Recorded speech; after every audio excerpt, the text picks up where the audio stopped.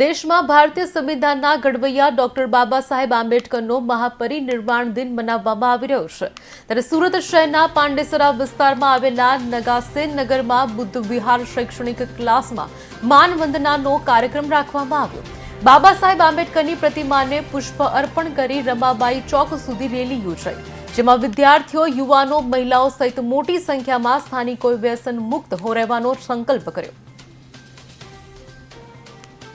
મહામાનવ doctor Baba Saheb આંબેડકરજીના 68મા મહાપરિનિર્વાણ દિવસ નિમિત્તે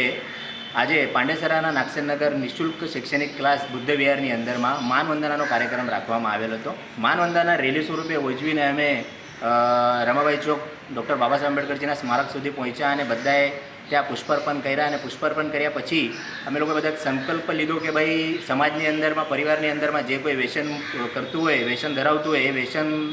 એ લોકો પાસેથી છોડાવીએ અને વ્યસન મુક્ત રહીએ, વ્યસન મુક્ત સમાજ કરીએ।